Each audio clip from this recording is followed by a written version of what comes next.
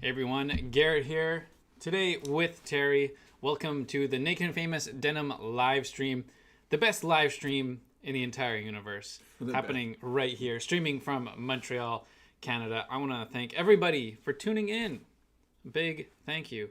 And while you're at it, before you sit back and relax with your cold beverage of choice, do me a favor, hit that like button. And if you haven't already, please subscribe to the channel. It's a big favor. It costs you nothing, and I do really appreciate it. Let's see. We got a whole bunch of people here in the chat. Also, thanks to the guys who were in the chat early. Doesn't hurt to be a little bit early. We got BD, of course, our regular BD. Salute.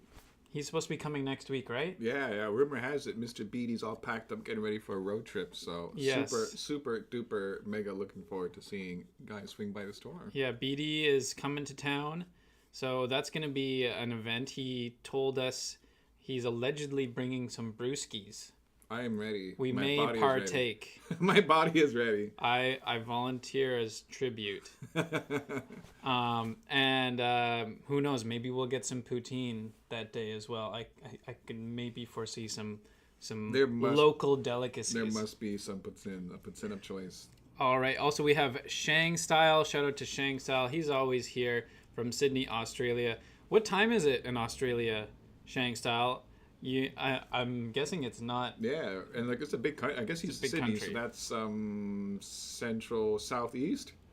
I think it's southeast. I don't know. Let us know in the chat what time it is. I'm sure it's not as convenient as 7 p.m. Eastern time. Yeah. Either way, you woke up really early or you haven't gotten to sleep yet. It's going to be one of those two options. Mm-hmm. Who else we got turning in?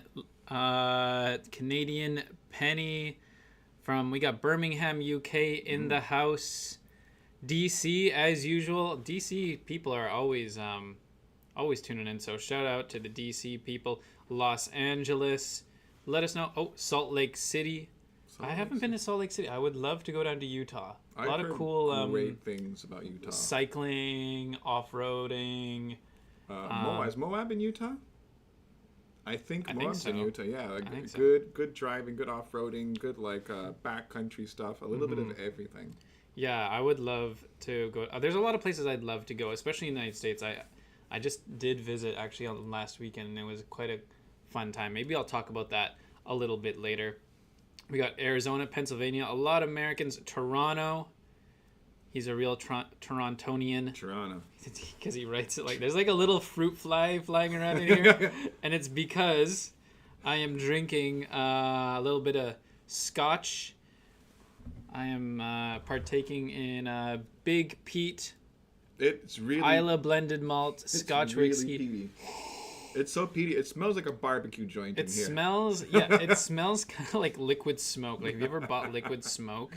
That's what it smells like. One time, my dad, he sent me a Christmas gift. Actually, it was last year, and he sent me some climbing shorts and a bottle of liquid smoke.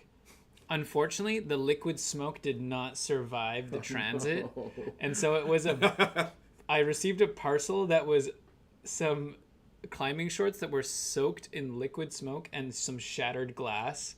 They're still good. To this day, the shorts still smell like liquid smoke. It's incredibly powerful. It's incredibly powerful, and yeah, when you get that on something, it does not smell amazing. So yeah, I'm what is it? Douglas Liang, Big Pete. It's a blend. It's not a single malt, but I'd highly recommend it. It's got Ardbeg, Bowmore, Kalela, and Port Ellen. So some heavy hitters, and ooh-wee. It is nice and smoky, peaty, as I like it. So it looks like it's 9 and 10 a.m. in different parts of Australia. Thanks for letting us know, guys. I'm going to share my drink real quick. Garrett's going with the downers. I got the uppers here. We got the Montreal brand, and you've got the Guru here, pink can edition, theanine. It's all good stuff. Everyone needs a little bit of stream juice to sometimes get going there. This is my poison of choice here today. And it's going to help me kind of go for there. Just loving the comments all over here. We got a lot of people from all over here, Pennsylvania. None of it salvage? That'd be cool. How about all of it salvage? Oh my God. Oh no. Terrible joke. There. But yeah, maybe like an Arctic, like Arctic or like north of 60 Arctic Circle salvage, or like maybe Also, people, for our American viewers, they don't know what Nunavut is. Nunavut is a territory in northern Canada, like Yeah. up near Santa Claus. That's where Nunavut is, and it's one of the more remote places. We do have a customer though, who yeah, we ship to very often. we have a regular. I'm not gonna out you here, but we definitely regular, and we do appreciate you there, and we always enjoy sending things way up north. Canada Post only though. FedEx does not deliver there. But Yeah. I think keep it up doing what you do. So let me just scroll up here. Brandon was supposed to come Yeah. today, but he just mysteriously. Oh, he just texted me. He says, "Okay, I'm not coming." All right. So no Brandon today. We'll make it up. And I asked for him to bring down the MIJ 15 sample fabric for you guys to check out, but he says it's on my desk and his office is locked. Yeah. And I don't have the key. All right. To get in Tune there. in next week for the my Yeah. J15 sample. So it's just Terry and I today. We're gonna have a fun little stream. Probably go off the rails for the most part. I'm predicting I it. don't have a lot of things to show. I'm predicting. And some of the things that I want to show, like this Boro cloth here, I've prepared a selection of Boro cloth and other cool things to show, which are kind of... I use it a lot actually in the photos for the social media. So if you'd probably be familiar with some of these just because you've seen it in the backgrounds of stuff. But then we also kind of use it for inspiration for some of our products. And, Brandon just likes to collect this stuff. But since it's his collection, his stuff, I want to leave it for him to talk about. So I'm not going to talk about it this week. Hopefully next week he is here. Is next week Halloween or... Next week is Halloween, the 31st. Anyways, we'll talk about that. If you guys are out trick-or-treating, make sure you have your phones there. Walking the streets.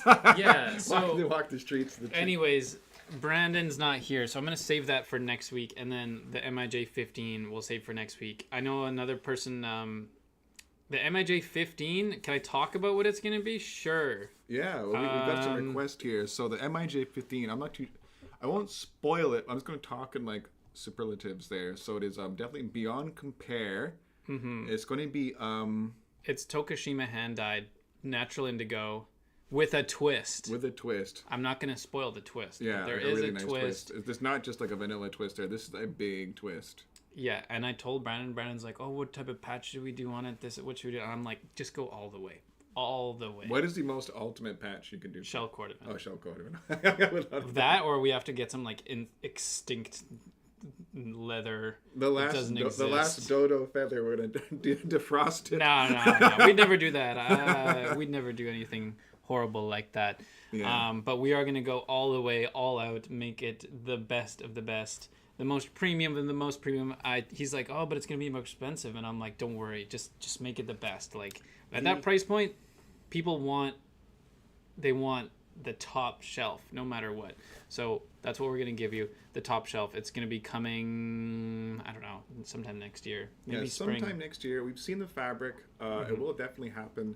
In the past, when we've done the super premium MIJ lines, we're talking about the I think the persimmon dyed ones, as well as like the intangible cultural treasure ones. Yeah, those guys disappeared fairly quickly.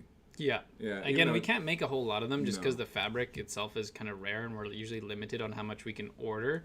So that's more or less what, that determines the amount we make. And then, whoever gets it, gets it.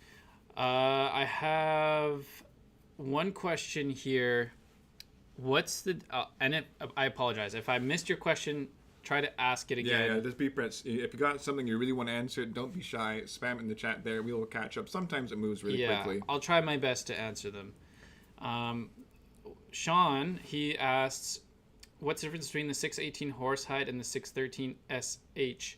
So I'm pretty sure the 613... Let me check right here. These are shot leather jackets, by the way. 613 SH.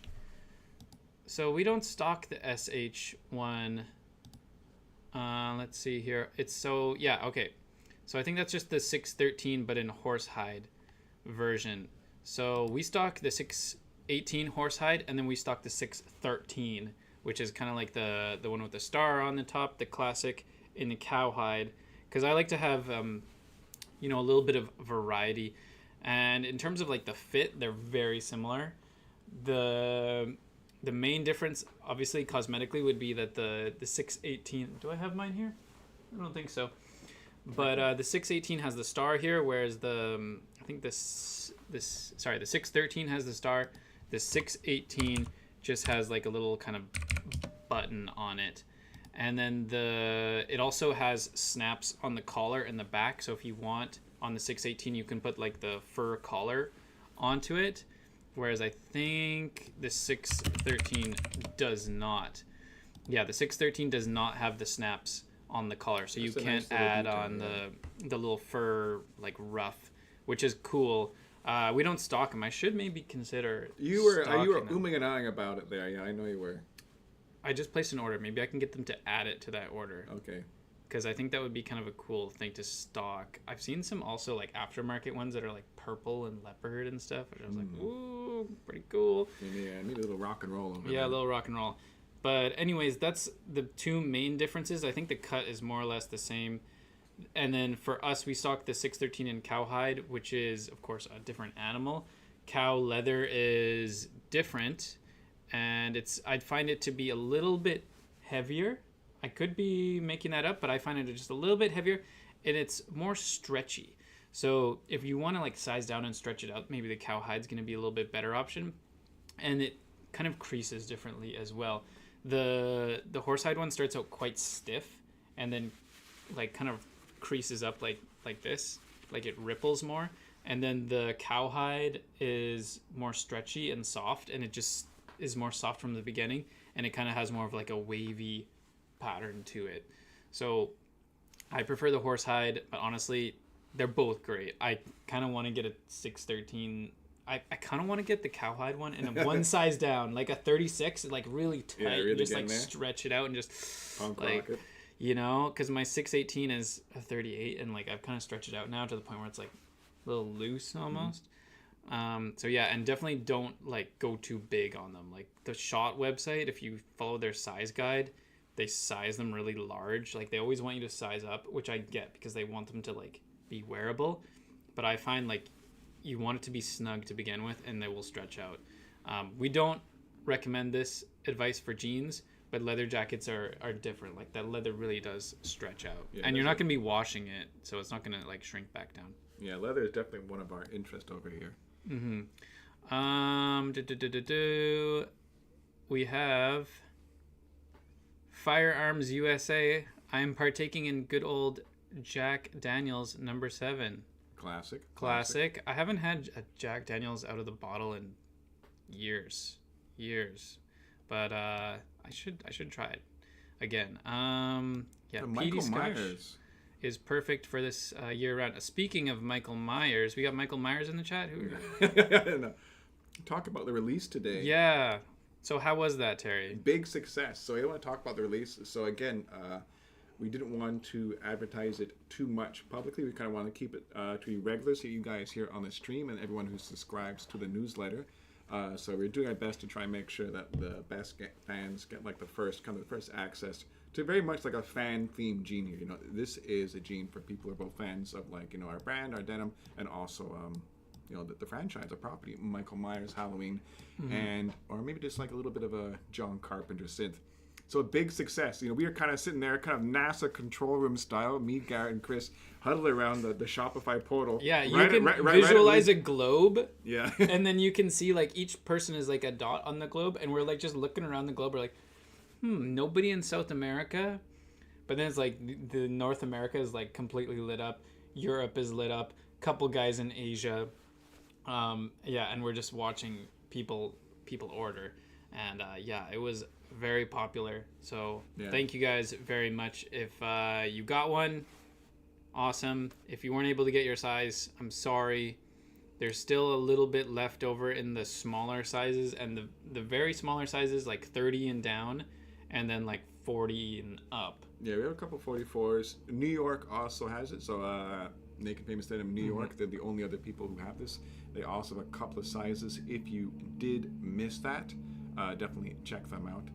But yeah, it did very, very well. I was super excited about this there, and we did kind of like a NASA cheer as soon as it went live there. Kind of really, kind of really enjoyed it. Very familiar to anyone out there who has also worked with Shopify. Okay, Sean, he also says he got. I don't want to turn this into a sizing thing, like a leather jacket sizing stream. Yeah, but basically the 618 is supposed to be short, so that's just kind of how it is. If you got a long torso, you got to deal with it. Get some high-rise pants, tuck in your shirts, stop wearing the drop crotch. And you just gotta size up one, I guess. That's it. Shot does also have other jackets that are like different fits, but personally, I think I stocked the 618 and 613. They're the classic ones. Yeah, they're great value. They look great, and even if you're tall, like we have Terry, we got Tristan. You know, they're all 6'3" ish, and they all look great with the jacket on. So you just have to style it correctly. That would be my advice. But if you want more detailed answer, send us like an email, and I can try to help you better with that. Emerson said just snag some elephant 12s and they were slightly loose in the waist. That's good. The elephants, you want them to be a little bit looser. You don't want a tight elephant. If you got a tight elephant, you're gonna have a bad day. Being a little bit on the loose side, just throw a belt on. Worst case, you can put them in the washing machine on warm or hot water. That's gonna shrink them down a little bit. And then like if you really want, you can throw them in the dryer. The dryer may damage the patch a little bit, but it will shrink them down. And I dry like all my jeans, so yeah, you've been warned. We don't officially recommend it, but you can shrink them down. But yeah, elephants, you want to keep them. Yeah. Better to be on the looser side than the tighter side. If they're on the tighter side, you're probably not going to wear them because they're just going to be uncomfortable. Yeah, and like usually, like so, we do recommend everyone check our sizing charts before you buy it. And one of the reasons for this is that every jean is cut by hand, so there's always going to be a natural variation. But also, they do vary a little bit from fabric to fabric. So the elephants tend to be cut a little bit looser to kind of accommodate for that there. Yeah, so, exactly. When it comes to like the MIJs and the elephants, I tend to wear 33. And maybe for some other ones, I might do 34. You know, it's just no specific examples, but it is definitely just a tiny bit looser. And hey, sometimes it's nice because you can get that perfect like in between size that might not exist for other fabrics. And again, slightly looser is always better. I always say like a looser jean is a more comfortable jean. If it's more comfortable, you're going to wear it more often. If you wear it more often, you'll be happy about what you bought. Yeah, and you'll fade it more. Yeah, and if worst case, you gain a little bit of weight, a little bit of muscle, you start riding a bike or whatever, they're still gonna fit. If you're right on the edge of it fitting and being too tight, then you're really riding like that, the razor's edge of like, is it gonna fit? Is it not gonna fit? And I don't advise that to people because then you get a closet full of jeans that are like slightly too small. Yeah, you need a little bit of a turkey buffer, if we're talking about exactly. A bit of a turkey buffer there, so you're not just anyways, the Halloween jeans were a great success. So thank you guys very much. If you happen to be a 28 to 30 or a 42, 44, we still have a few left in stock. So yeah, thank you guys very much. We have a great question. I don't want to turn this into This Week at Tate and Yoko episode, but I'll just answer it anyways because probably a lot of you guys in the chat are, of course, familiar with Wonderlooper and are interested in those products. So at tatenyoko.com, let's bring it up here. Yeah. Let's take a look here. Bring that up over there, would you? Yeah. Okay. So tatenyoko.com, he asks, are the Fox Fiber Wonder Loopers coming? Let's see his question exactly. Are they going to release on Tate and Yoko? When? The answer is tomorrow at 10 a.m. So tomorrow at 10 a.m., all these little things here that say coming soon. So we have the double heavyweight French Terry Fox Fiber and the Coyote 80 825 GSM. I'm going to interrupt here and say I put these very products on the shelves today to get ready for tomorrow's release at 10 a.m. And these are heavy. I dropped a single like size small like on the top of the measuring table, and it made like a very like satisfying thunk. You know, it's definitely like feeling the force of gravity. These guys are substantial. Yeah, I saw Bezad post a little video, and he was weighing them, and they were 1,430 grams, I think, so almost 1.5 kilos per hoodie. I don't know what size that was, whether it was a medium or large The or small what. is it's definitely it's a unit. Yeah, so we got the pullover hoodie, which is confusingly named the pullover crew neck pullover hoodie, zip hoodie. These is one thing, as you guys are, you know, you just buy the stuff, but for people who are in the warehouse, the names and all this is important, because when it says pullover and then pullover again, I'm like it's gonna get confusing a little bit. Anyways, we got the pullover crew neck fleeced fox fiber heather gray. These were really popular. These It's sold kind of a out nice before. thing because I think they're the only fleeced hoodies we carry, unless the Raised by Wolves are also fleeced. I don't know if they are. But I a didn't lot check of the our inside. hoodies are terry, which is like it's actually kind of like a rare kind of like interior lining or interior finish to get. But the fleeced ones, if you want to go for that ultimate like deluxe feel, Ooh, yeah, if so you really soft. if you value comfort over garment weight, which I know, crazy idea, but definitely there are people out there who like that. We took these for a test drive, Max and myself, this afternoon as we put away. Couldn't help ourselves, and it is luxurious. The fox fiber brushed fleece lining is extremely luxurious. It is as luxurious as the others are heavy. Mm-hmm. Yeah, and they are heavy. I think they're even heavier than the previous run, and there's an even heavier ones in the works. Yeah, the heavy ones are very heavy. Yeah, cannot overstate this. You will not be disappointed. Yeah. I will tell you that much. And then if you just get both. Yeah. Just get the heavyweight one for when you want to be, you know, like that weighted blanket feeling. And then for when it's a little bit warmer, you want to be a little bit more comfy, a little bit more cozy, then you can get the fleeced fox fiber in the heather gray or the oatmeal. Those are going to be arriving again tomorrow at 10 a.m.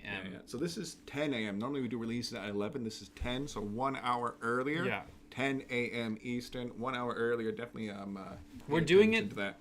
because this is the global release time Yeah. for all this, so it's fair for everyone. So everyone's going to be releasing these at the same time. Yeah. So if you're in Canada or you're in the United States, then if you get it from us, it'll be probably quicker to ship from Tate Nyoko. Yeah. It makes me feel like I'm part of something big. Yeah. Yeah. Normally we don't do these types of releases there, but it's kind of fun. It's Usually we do our own internal releases, but you know, totally. we're very closely related to Wonderlooper, and we very much support the cause, and we believe in their high quality products. Yeah, you guys all know the story behind there. You know. Yeah. The Wonderlooper. Emerson Watson. I thought it was Emma Watson for a second in the chat. I'm sure she's here too. And there's a Kardashian in the chat. Yeah. Wow, it's getting famous here. Hold on, it's hard. Let me try to read some of these questions. It's hard to these long questions. Indigo dyed hoodie. We've definitely talked about. I think We had them before a years long time ago. Maybe we'll bring them back. I would love to have that. I think love that's like a cool a natural indigo dyed hoodie. But Yes. if you guys are worried about bleeding jeans, I think like a natural indigo dyed hoodie would be like a whole another world of like just indigo life. You're going to be like a real. Yeah, every time you wash You're gonna be it, an extra you for gotta the be Blue Man crew, but it's gonna be really, it's gonna be really awesome. Okay, let's try to catch up on some of these questions. Jacob says, "How often does the UBB restock?" I'm guessing that's unbranded brand. Yeah. The answer is it depends. Yes. Like many things in life. So of course it depends on the style. You can send us an email and we'll try to ask. It's usually Sonny, Brandon's dad, who does the buying for that. Yeah. But even then, because it's coming from overseas, there's kind of like a long lead time. So usually I would say it's like every 6 months to a year that things get restocked. And that's for like the 11 ounce, the 14.5 ounce, and the indigo 21 ounce. For the other items, the seasonal items, they don't get restocked. It's one and done. Yeah. So the black 21 ounce, we had like the heavyweight slubby one, the crew, those ones are just one and done. there will be no restocks on those. So for unbranded brand, get it while it's hot, because unless it's the core items, which you can just there's buy not forever. a real distinction on the website, so it's not always clear. But yes, the 11, the 14.5, and then the heavyweight 21s, those are always going to be there. But the other ones, they're like the white one, the black one, they're very seasonal. One and done, grab one you can, and expect, they'll be once to twice a year. They might come back. So they will come back. There's always going to be coming back there, but sometimes just got to be a little bit patient. Shang Style asked, would you guys consider making horsehide patches or horsehide belts? Is there a reason why that leather is usually only used for jackets and boots? Good question. So we do make horsehide patches because the shell is... Coat of it is, it's horse technically a horse hide. I mean, some people will say it's kind of technically not leather. But anyways, it's a horse product. So we do have it. Maybe we could have, other horse, like horse strip or horse butt or other horse leathers made into patches. Horse hair on would be super cool. I'll talk to Brandon about that. Yeah, maybe we could source that. I am a big horse leather fan. Horse meat, also good if you haven't tried it. I have had it. Yeah, horse meat is great. I wouldn't go far to say great, but it was an experience. Very lean, but I like it. Yeah, I wish I could get it more often. It's kind of hard to find. Yeah, well, I got mine on the top of a caldera in southern Japan. Wow. And they didn't cook it. Because you had sashimi. Yes, they call it basashi. It's a regional... that sounds actually amazing, like beef tartare, horse tartare. Whoa. The ambiance really sold it there. I love a good caldera.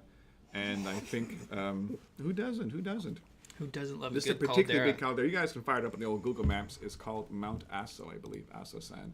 It's a particularly big caldera. Can you type it in here? Yeah, I was going to call it. There you go. It's big. It's real big. Okay. And it's a proper caldera. And this guy, this one's cooking. So you got to kind of like roll the dice. Sometimes it's active, sometimes it's not. They might sound a little alarm. You got to kind of back off. I've been there twice, and it's really nice because it's this huge ring road that runs along the outside, like the lip, kind of like the lip of the caldera, and it's like magnificently. Oh, did you get close to it? Yeah, this is like basically like as close as you can get if you guys can see this here. You can kind of get to this observation point. I went there twice. Once it was closed because of noxious fumes. Oh. Common babies. Occurrence. Yeah, common occurrence of geographical features. Like a little sulfurous smell, maybe? Yeah. Oh, yeah, sulfur if you're lucky. What else you can see would here, come out? Would you die? You can kind of see, you're kind of looking down into this caldera, and there's this lovely road around there, and it's really, really popular for like motorcycle touring and the nice cars and stuff like that.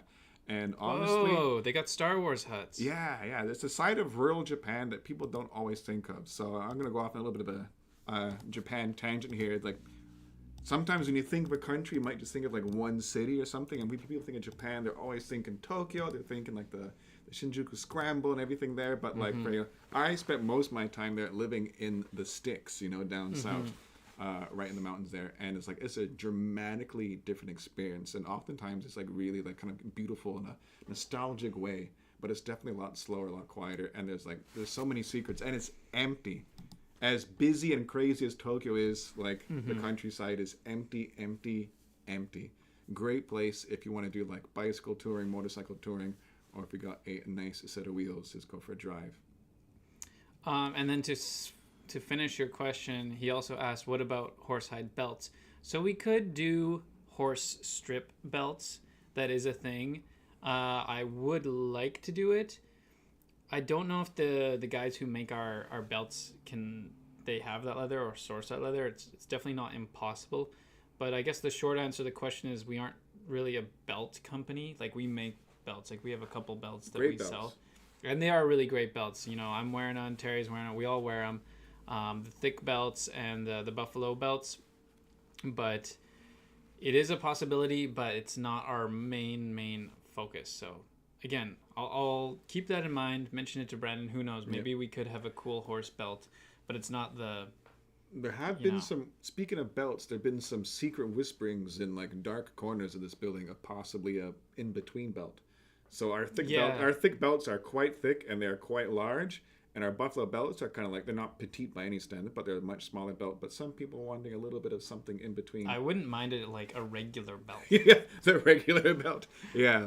There are some people out there, I don't know, for some reason, like, 7 millimeters of like, veg tan leather filling up the entire belt loop is a bit much. And, I guess I get it. For me, I feel like I bought the belt loop. I'm going to use all the belt loop. Yeah.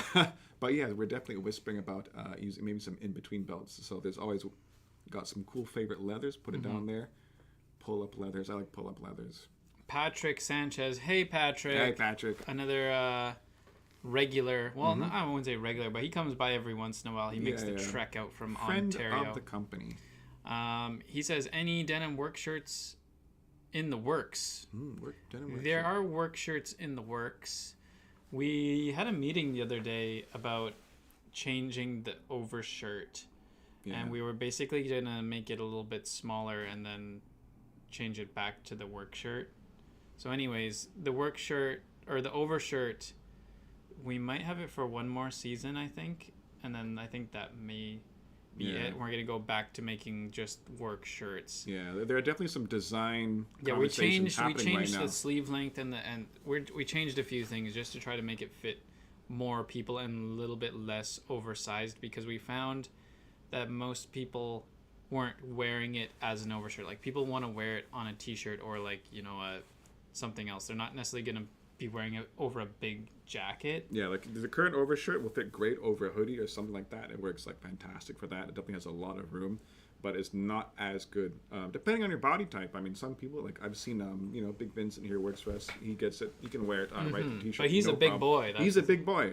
If you're a big boy, but if you're not a big boy, sometimes it might not be as ideal. So. Yeah. So anyways, we're going to be changing it, tweaking it a little bit, changing the sizing for, guys like Max and myself, Vinny, because we don't make extra small. And if I want to wear it with a t-shirt, it just doesn't really work. So the work shirt will be changing. There was also some talk, I don't know what came of it, but we wanted to have like different core fabrics, like a denim work shirt that's like core. So anyways, core work I have to also check on that. I wish I had more information to tell you guys, but we are thinking about it. Yeah, definitely. There have been meetings and conversations. Ooh, Canadian Penny says horsehide patch would be cool for a cowboy themed denim, like hard and soft or the sidewinder. You know what else would be cool for? Cowboy bebop collaboration. It's your weekly reminder that you want to do a cowboy. I'm just reminding myself. I wish Brandon was here. Send him some emails. DM Brandon at BSfark on Instagram. Send him a DM. Say, I want the Cowboy Bebop. Yeah. Knock on heaven's door and get this thing made. Yeah. Okay. John says, will you ever make 36-inch inseam jeans? Ooh, good question. Good question. Let's find out. I'm sure some of you guys there know the answer. All right. Let's see here. Boom. We already have. Yeah, they're there. Yeah, so we have the solid black selvage, easy guy, or we have the left-hand twill. Yeah. Left-hand twill and solid black selvage right now in a few different fits. True guy, weird guy, easy guy, all available in 36-inch long inseam for you extra tall men. You must be so blessed. Yeah, you're definitely so blessed. You must be like... Because the thing is, we have like... For some reason, I keep on hiring tall guys. We have a lot of tall people working Everyone, almost most of the guys here are like 6 feet or like more, like 6'3", 6'2". Terry's tall. I'm Justin's 6'2", tall. and there's 3 people who are taller than me. Yeah. So anyways, and here's the thing, is Brandon and I, we talked about this because people have been emailing us like for a long time being like, I want longer inseams. And we're like, all right. So we looked into it and I was like, hold on, let's do some research here. So we go on Google and type in like, what's the bell curve of height of people, just to find out like how what is this market actually. So the thing is though, if you are over 6'3", you are literally like the top 1%. Oh yeah, less than 1% even. Yeah, I'm sure. Yeah, and once you start to go into the 6'4" and taller, it's a minuscule amount of people. And even then, like, your jeans. Do you hem? Are these hemmed or? Yeah. So Maybe stand back here and yeah, we can let me try see if I to. can get this. These are unhemmed, and I have a generous. I'm not too sure. Maybe you can. Hold on, you might stand up on here. You stand up in the class. So Terry, how tall are you? I am 6'2", 188 centimeters from my metric allies. I have a generous stack going on here, and I could put a big cuff on these, and still plenty of room. Okay, so I'm putting in. I'm about 5 inches here. Oh, we can go further. We're still going here. Yeah, you're still going.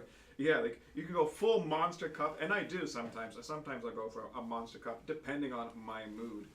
Yeah, I wish I had a tape measure. yeah, But I'm gonna pretty say close to 50-50 torso.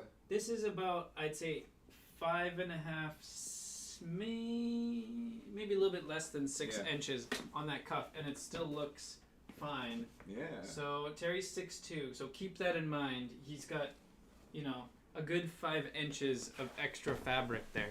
Yeah. So there's room to play. I mean, like if you are 6'4" and you want to also have a big cuff, then you might be out of luck. yeah, then you want to get the 36-inch long inseam, but for 99, and I'm actually right in saying this, for 99% of men, the 34-inch inseam is more than long enough. Yeah. And for the fraction of a percent, then the 34 is pretty long, but if you really need it, you can go for the 36. Yeah. A little trivia: if you're wondering, like, well, it'd be really funny to buy a pair of long inseam jeans and then hem them to a short inseam. Somebody's done that. Somebody has done that. Well, maybe it was out of stock. It could. I think it may have been they were really desperate for fabric. They couldn't wait. They had to get it somewhere else. They bought one of our long jeans and hemmed it short. It's happened. It has happened. And then there's like some poor guy who's like 7 feet tall and it's out of stock, and he's like, curses. You took his jeans. You took his jeans and you got an extra long fabric cut off. All right, so I'm switching gears here from the Big Pete for all of you who just tuned in. Liquor before beer in the clear? I don't believe in those rules. I think that the key is just don't drink too much. That's really the key. Yeah, moderation. So I'm going to be switching over to do they have this in the US or is this a Canadian thing? This is extremely Canadian and Pilsner. probably not export worthy, but I call this the rabbit beer because it's got a rabbit on it. The White Rabbit. I think this is a Molson company.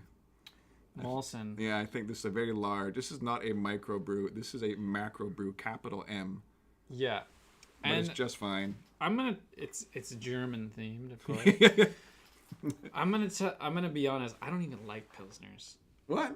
I just don't like the flavor. I don't know why. I think it's come full circle. It's come full circle. I was a bit of a beer nerd back in the day. I used to brew my own. Yeah, it is beer. Molson. It says Molson right on here. Yeah, it's macro beer. It's not that they need our help, but it's quite a perfectly drinkable beer. It is drinkable, and it was in the fridge and it was cold, so that's why I pulled it out. It's got a lot of pluses going for it. Yeah, so I'm having the Pilsner, even though it's really not my favorite. But we make do here. Yeah. All right, let's scroll down a little bit more. Again, oh, hold on. We went a little bit far here. Okay. If I missed your question, yeah, please ask it again, because there's a lot of questions in here. Oh, quick question. I'm gonna maybe here you answer. I'm gonna answer this unbranded strong guy. This is happening. This is when? real. This I don't is real. know. When I cannot say, but there is an unbranded like wide leg, kind of like inspired by strong guy fit happening. I was part like my slender legs, my delicate limbs were used in the test video. I wasn't even there. Nah, I guess not. I wasn't there. I know they chose me and Brandon, who don't actually wear the strong guys. Yeah, but we definitely we tested them out there, and I think we just about settled on our final prototype. And I went through several prototypes, so this thing does take a while. There's a lot of back and forth.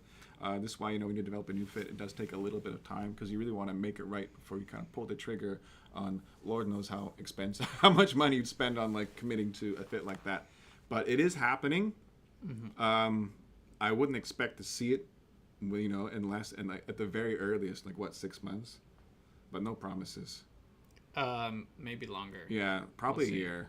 There is a long lead time, like I said. Yeah. It's not something that happens overnight. Yeah, it definitely takes a while, but it'll be a big song and dance, and you'll definitely be able to get it. It will happen. Yeah, I am excited for it. I do like the straight fit in the unbranded brand, but having something a little bit wider would be nice. I'm wearing the Strong Guys.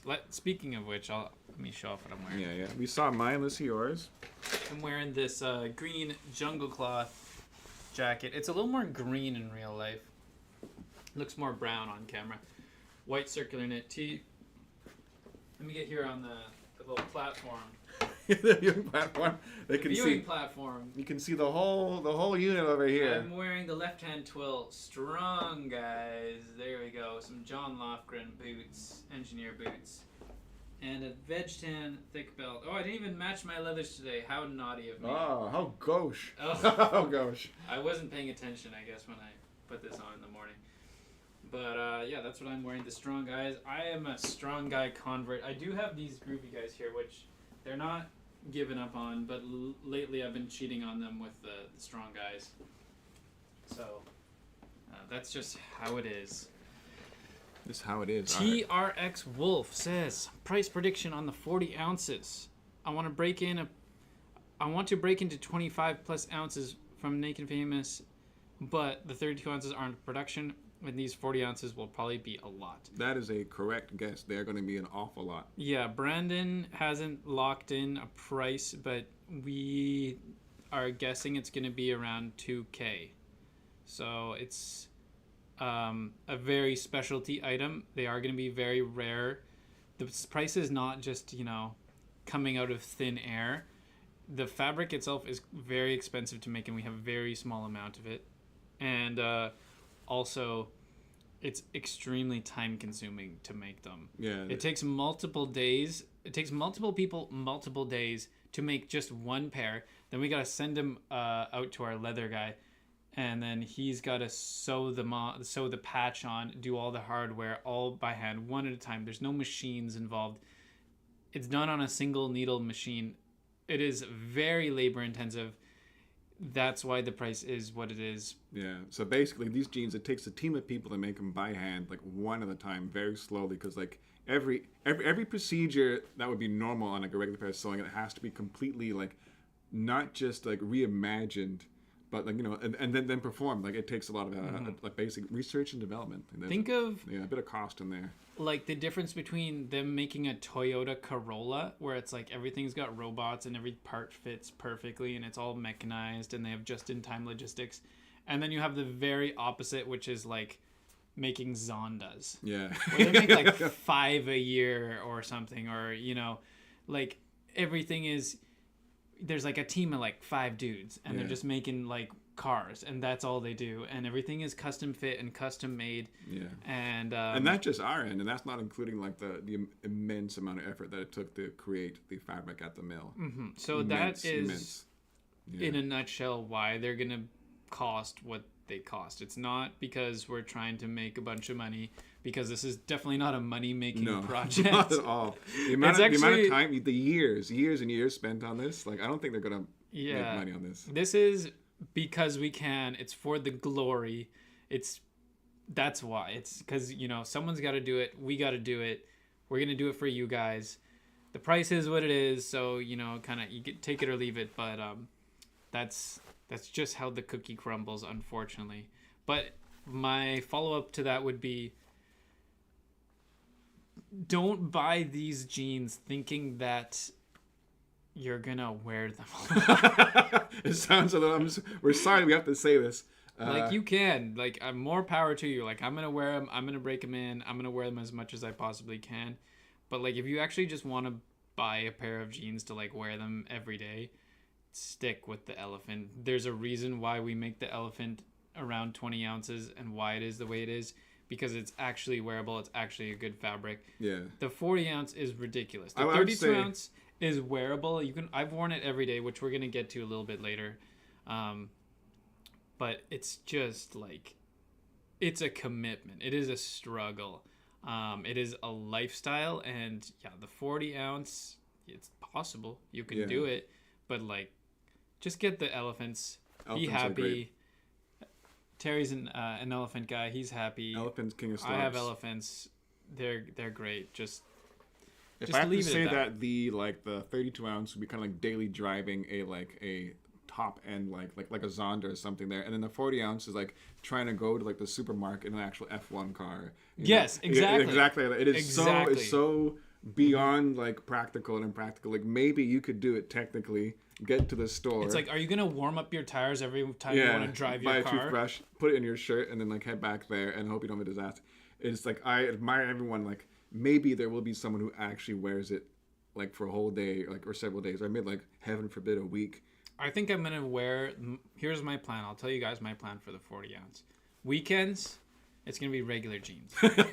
Weekdays in the office, I'll wear the 40 ounce. That's my plan. Let's see how long he lasts. We'll see. I've tried on a pair of prototypes. I was able to move my legs. They're not comfortable. Yeah. They're very stiff. They still clasp. They're still pants, but like they're like the very outer edges of like what constitutes a pant or a trouser or a leg covering that you can actually I might wear them climbing. I would love to see that. Yes, They'll be like leg weights. Yeah. For I'm gonna training. go completely off here, Mr. LOL Master 101. How many coins in your coin pocket? I love a question like that. It's completely like, because I actually have a bunch Here, of coins. hold on to your phone. I think it's vibrating. Oh dear. All right, well, get that off camera here. Um, I have one. Why would cordovan not be considered leather? Because it's a different type of Oh god. I don't want to say fiber, but like it's a different part of tissue. I don't know. I'm not a super expert on cordovan. You can Google it, but some people, it's not like regular leather. It's not, the grain is not the same. And if you've felt or seen cordovan, you'll understand this. It's just not like any other leather. It's kind of like a tissue. Yeah, like some sort of sense. subdermal process tissue. Yeah. 9 coins, by the way. 9 coins. In your, Master. in your coin pocket? Yeah, thank you. 9 coins. I hated Caldera on Call of Duty. All right. Most extravagant leather item you've ever seen? Well, we have upstairs. We have some stingray skins, which are pretty extravagant. That's some pretty fancy leather. BD says, I want a wider, thicker belt, 1.75 inches. How big is our belt? I thought it was 1.75. Hold on. I gotta measure my belt. Yeah, you can measure it right now. The thing is, the thickness of belts is limited by your belt loops. So unless you have some type of ridiculously large... Oh, we got a little measure. Oh yeah, speaking of which... Yeah, this is a great time. Thank you very much, BD. This is completely not planned. We just found in the back of our warehouse a whole bunch of these little, nice little merchy style measuring tapes, metric and imperial. And we're going to be giving them out to our fans who watch the live streams and the This Week at Tat and Yoko. So if you want one of these cool little freebie measuring tapes, in the next order it says Naked Famous Denim on it. Let's see, I'm going to get a better one over there. There you go. And it has a little button that you press and it retracts the... So wait, how do you get one of these, Terry? Just ask. Watch our videos there, but you just ask. If you place a little comment in the order section of your order, you just say, hey, I love one of those little measuring tapes. We'll throw Or you one can in. put the word of the week. Or do the word of the week. We're going to throw it in for the word of the week there, too. We used to do the leather keychains.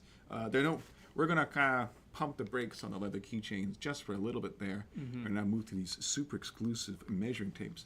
So yeah, no one will have any excuses for not measuring their jeans before they order. Exactly. But I'm going to answer the question over here without revealing too much of the wrong type of skin. We only want to see cow skin. We don't want to see two-legged skin over here.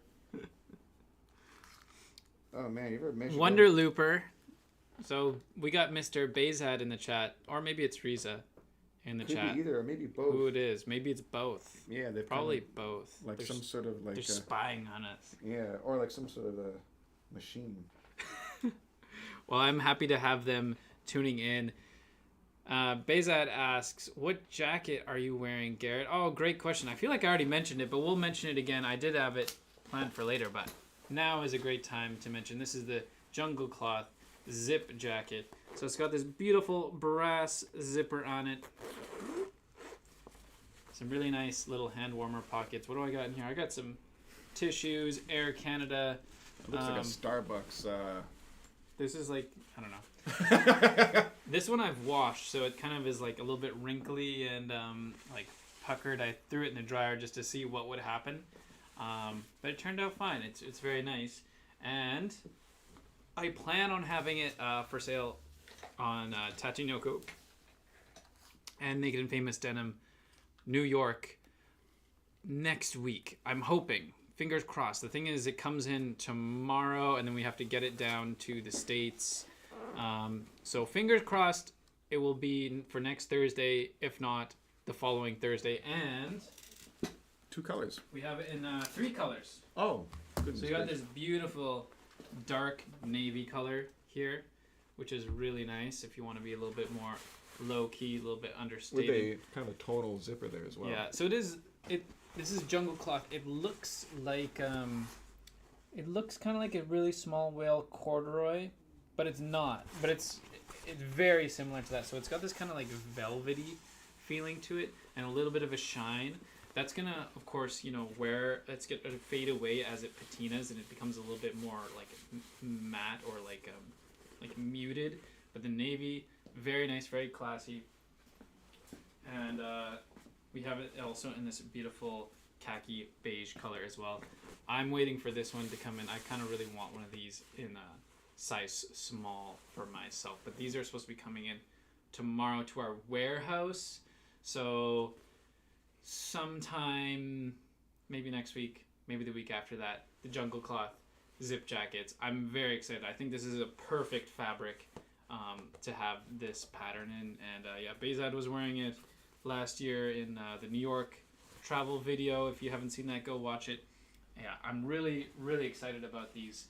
So keep an eye out for those coming soon to Tate Nyoko or Naked Famous Denim near you, or also other retailers are probably gonna have them in as well. So maybe you might be able to find one locally. 1.5 inches on the belt, by the way. 1.5. Yeah, the 1/4 inch makes it's very little difference. And the thing is, like,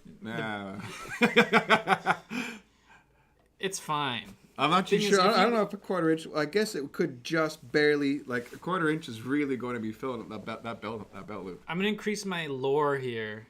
Some of you guys probably don't know. I used to work for a company called Dayton Boots, which is a Vancouver heritage company, boot making company, make heritage boots. Engineer boots, logging boots, service boots, Oxfords, which were actually derbies. We made a whole bunch of cool boots. Really great, interesting place to work. And one of the things we did sell was made-to-order leather belts.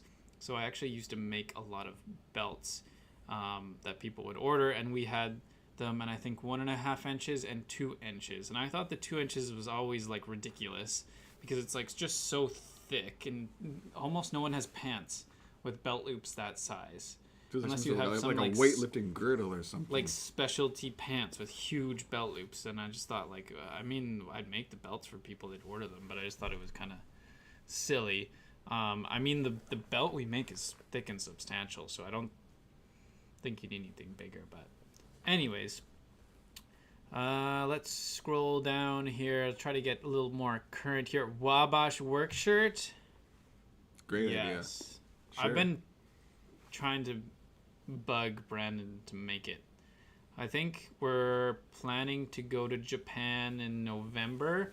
Not confirmed yet, but maybe I'll pick out some fabric for a Wabash work shirt. And then I'm very much interested in doing a heavyweight Wabash shirt. I'm a Wabash fan. I have like a few pieces, some like vintage pieces already that I do like to wear. So Wabash is definitely on the menu. Let's just show what Wabash looks like. And for those who don't know, Wabash fabric. Let's see here. Here's a great picture. So basically, it's an indigo dyed fabric, and then I always forget, discharge print. That's what it is. So discharge print, basically, like, they have these rollers that put a little bit of, I think, bleach on it, which kind of like bleaches that one particular area. So you get this like dotted effect, or sometimes they'll do like triangles or that kind of thing. It's very old school, and I just love the look. I love that kind of like old Americana, like railroad vibe. That's something I do like. So I do like my Wabash and hickory stripe. So we have done some hickory stripe stuff in the past for the chore coats. They were decently popular, but yeah, I think Wabash work shirt can be really cool. Any update on the plan to convert the Tatanyoko website to Canadian dollars for Canadian shoppers? We're still working on it. It's coming down the pipeline. It's complicated. I know from your guys' end it seems like, oh, it's simple, just accept Canadian dollars. It's really not as easy as it sounds. There's a whole bunch of kind of different systems that are involved. So that's why. Yeah, like we want it to happen. We want it to happen, and we know that you guys want it to happen, and we've been getting emails and complaints about it for years. Yeah. But we're working on it. We're working on it. Yeah. In the meantime, you can of course order from Tatanyoko in US dollars, or you can come in store. If you come in store here in Montreal, you can pay in Canadian dollars. So that is an option. And if not, we have a bunch of great retailers in Canada. We got Dutil, we have Over the Rainbow, Denali, Gerhard Supply. Head over to the website, nakedfamousdenim.com. We got a bunch of great retailers there, and you can purchase from those guys in Canadian dollars. But for Tatanyoko, it's just going to be a little bit longer until we get that all sorted out. Tall bias is real, James F says. Yeah, I know. Everyone likes to think they're taller than they are, I think. Right? Anyways, oh no, when I scroll sometimes it like skips to the bottom. A whole bunch. I'm trying not to miss your guys' questions here. Any Godzilla updates worth talking about? No Godzilla updates from me, at least. Yeah, I mean, like, there are Godzilla updates are happening. I don't know. Brandon hasn't told me anything about the Godzilla. I'm not going to share any private information, but it suffice to say that things are happening. Share just a little bit, a tidbit for the people. Just a tidbit. I was privileged enough to be kind of in on. Mr. Brandon came over with a bunch of sample colors that he wanted to kind of help me choose out for Selvage ID and web colors and stuff like that. Ooh. There. So it's actually quite a really fun part of, like, I guess, making the sausage that I don't normally get to see. And it's How's pretty the sausage cool. looking? It's pretty cool, pretty snazzy, and it's going to be some things there which you haven't seen on any of our other jeans before, like some colors and textures that are going to be probably like unique to the Godzilla line. And there's going to be a kaiju for everyone. I mean, I like kaiju. There's Godzillas, but there's going to be a Godzilla for everyone. That's what I got to say. I'm looking forward to seeing those fabric samples. Yeah, that's kind of cool. I've never actually seen like selvage prototype samples and like web samples like that before, all kind of laid out in front of you. Ooh, you're even getting me excited because I'm like, how could we possibly do something that we've never done before, right? Yeah, and it's not radioactive either. So. Radioactive could be pretty cool. You can tell because some radium dusted denim. You can tell it's not radioactive because I didn't hear the click of a Geiger counter in the background. That's how you know it's safe. Look of disgust while drinking Pilsner. Hey, I man, it's like, I think beer nerds also like Pilsners. They also like lagers. They also like light beers. I've said it before. A Pilsner is technically like a very difficult drink to make. Requires a great degree of skill, and you can't hide behind. It's true. You can't hide behind anything. So Cody asks, Yagasuri chore coats look sick. I think it's launching soonish? ? The question. So originally next week I wanted to release the Yagasuri. We have, I think, all of the jeans, and we're still waiting on the jackets. And I want to release them all as one cohesive unit. So I'm going to use this to segue away. And I'll let you guys know that we have used the deep sea selvage. I just recorded the video yesterday. I don't know, yesterday or today, yesterday, and yeah. I edited it today. The Deep Sea. These are going to be coming out next week in Super Weird, Easy, True Guy. And the Yagasuri are going to be coming a little bit later just because I'm trying to wait for all the pieces to come in from the factory and have that all ready for you guys at one time, because I really prefer to release things in one full release. Yeah, it's kind of like the old way Netflix used to do it. You get the whole season all at once, or you can drip feed you episodes. But I mean, I don't want to drip feed, because the thing is, like, it reduces the whole excitement, the whole show. The impact is kind of like and I want you. The jackets are just as cool as the jeans, so I think we should release it all at the same time. So that's why I'm doing things the way that I'm doing. That being said, the Deep Seas are very cool. They are a fabric rinsed, so they're very soft, no break-in time. I'm not going to go over every single detail, but they are Indigo by Blue. So if you look on the inside here, so they're Indigo by Blue. If you want a really dark jean that's got a unique fade, these are going to be coming next week. So they're pretty cool. Yeah. Look out for the video. It's going to be dropping on Sunday. I think it's set to release on Sunday. I like the anemones on the patch and stuff there. Yes, sea anemones. I am a sea anemone fan too. I just like to touch them, but then they kind of like stick to your finger. Yeah, that doesn't always end well. They can be kind of poisonous sometimes. No, they are poisonous. At least the ones... I'm from the West Coast. So the West Coast ones are poisonous. And they have hooked barbs on the sea anemones. Yeah. On like a microscopic scale. But the hooks and the barbs and the poison is not strong enough to penetrate your skin. So like you can touch them and the poison won't go into you. And it kind of like sticks. It's like Velcro. Like it sticks to your skin and they kind of like retract and you like pull away. So it's kind of, I don't know, maybe I'm being a bad person by touching them. Molesting all the West Coast sea anemones. But it's fun. It's fun, honestly. And I don't think it's that bad. Yeah. Anyways, so the sea anemones, Deep Sea Selvage.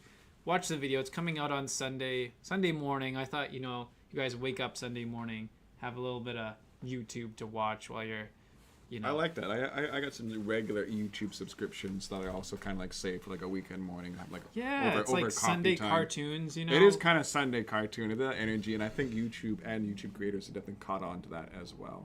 Yeah, I mean, I don't know. I look up like, of course, like when's the best time to release, like send emails and YouTube videos and all this, and like I ignore it. I ignore it. I was looking up there, like, when's the best time to send like an email for like product releases and stuff, and people open their emails most between 10 a.m. and 3 p.m. on like Tuesday to Thursday, and I'm like, that's dumb. I'm like, everyone's working, everyone's busy during that time. It kind of makes sense, but it's like very obvious. Like most people are awake. Like you should be focused on your work. Don't be opening this week at Tate and Yoko emails. And so I set the email schedule for 6 or 7 o'clock so that no one's gonna get in trouble if they look at the emails. So one, no one's gonna get in trouble for looking at the emails, and two, you're off work, so like at least now you have a little bit of time to look at the email, right? Like maybe this is for Western Hemisphere only, though. Sorry. Yeah. Like you're riding the bus home, or maybe you're at home cooking, or your wife is cooking, or whatever. You have some time to actually look at the email, so that's why I try to send it at that time rather than like 10 a.m. Like everyone should be busy at work. Anyways, so that's my pro tip. Don't listen to those internet gurus. Just follow your gut and send the emails and post the videos when you would want to watch them and when you would want to read them. And that's when I want to get my emails, is in the evening when I have time, and my YouTube videos in the morning on the weekends when, again, I have time to relax and hang out. Okay. Noticed Brandon is wearing what seems to be a Crew by Fox Fiber sample on an Instagram post from June. The denim looks so creamy. Yeah, it is a sample. It is coming. It is going to be creamy, and it is going to be great. Anything Fox Fiber is pretty huge fan. Pretty amazing. I've said before, so again, huge fan. 2 pairs of 20 ounce instead of 1 pair of 40 ounce. I'm going to go out here and say probably wearing 2 20 ounce jeans is probably more comfortable and more wearable than 1 40 ounce. Steven says 40 ounce versus 2 pairs of 20 ounce at the same time. Both sounds interesting. I've actually worn a 32-ounce pair with 21-ounce overalls over top. Wasn't that bad. It depends on your sizing. The overalls It was more comfortable than the 40-ounce, right? That's a good question. I'd say it's like around equal. The 40-ounce, it's not that bad. It's not that bad. It's just like, they're barely pants. It really stretches the definition. You know, it's like, it's the definition of fabric. It's, anyways, yeah. Oh, yeah. Mr. Wonderlooper wants you to steam your jacket. I suppose. Our steamer is in pieces on the floor right now. Okay, yeah, we are ordering parts. We have 2 steamers now. One steamer is new and works. Yeah. The second steamer, the old steamer, progressively like got worse and worse and worse. Yeah. And Terry and I tried to like take it apart and we took it apart. It's apart. Let me go show. Yeah, show up. Dig up the corpse of our steamer there. This was old before I arrived. Old before Garrett arrived. The inside of the pipes look like they've been buried in the lawn for a while. Oh, rest in peace. I can't even look at this. Oh, no. So this is some serious behind the scenes at Naked and Famous Denim. Here's... Oh, it won't fall out. It's got the... Our boiler. So... Our boiler. This is the bottom of the steamer. Yeah, it died. If you look in here, which you probably can't see, it is caked up. It is fully packed with basically like sediment. Silt, yes. Clay. Yeah. And it's not rust. It's not like calcium, not anything. It feels like it's actual like earth and mud and clay have clogged up this steamer over Lord knows how long. Suffice to say, steam clothes it cannot. Yeah. So over time, it got worse and worse at steaming clothes. Now it just gets really hot and makes people nervous. What happens when you heat up water really hot for a long time and then nothing comes out? Nothing comes out. Well, so here's the thing: is like our water source here, I guess, is not 100% pure. Less than ideal. And so people were putting in tap water. I also was putting in tap water. I'm not gonna blame anybody else because I didn't know that you had to put special water into the steamer, but. Here's a pro tip. If you've got a steamer, don't put in tap water. Yeah, just put the Brita water in. Put in distilled water or, at least filtered maybe not water. Distilled water because then you're going to start eating away the copper and stuff like that. I don't think it's going to eat away that much copper. Yeah. You probably can put in a lot of distilled water before you eat away. Anyways, don't put in your regular tap water because if there's any sediment, what happens is that it's going to build up. As the steam gets released out of the steamer, the sediment stays. It'll stay forever. It builds up, and then eventually there's going to be no way for the water to pass through, and now your fancy steamer does not steam. I wonder if there's a way, if there was a manual, which is long gone for this, they may have recommended some sort of steamer flush. But anyway, we tried this thing needed a steamer drill, and that also didn't work. Yeah, it was. It was very invasive. We took the whole thing apart, and we're like trying to drill it out essentially, and. Long story short, I'm ordering new parts. Yeah, ordering new parts. If you see wrinkly clothes, that's why. Sorry, it'll happen. We'll be like fresh and fine. We're gonna go play like a ZZ Top, like well-dressed man after this and stuff like that. Hello from Taiwan. Oh, I'm gonna say hello to my Taiwanese brothers and sisters. Hello. I used to live there for many, many years. I have nothing but like best kind feelings there, and I've married into the culture. My wife is Taiwanese. We've been married for 5 years. These are the little caramels he's talking about. Yeah, not from Taiwan, but they definitely sell them there, and my wife was very familiar with them.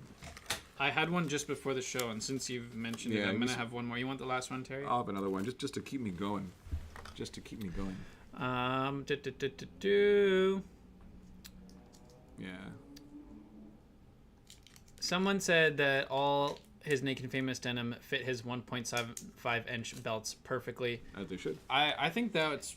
I'm not gonna say it's not gonna fit, but it's on the edge. There's a limit to what your belt loops can handle, and you don't want to go over that because once you break your belt loops, that's no fun. Very chewy, very chewy. Ow! I bit my tongue.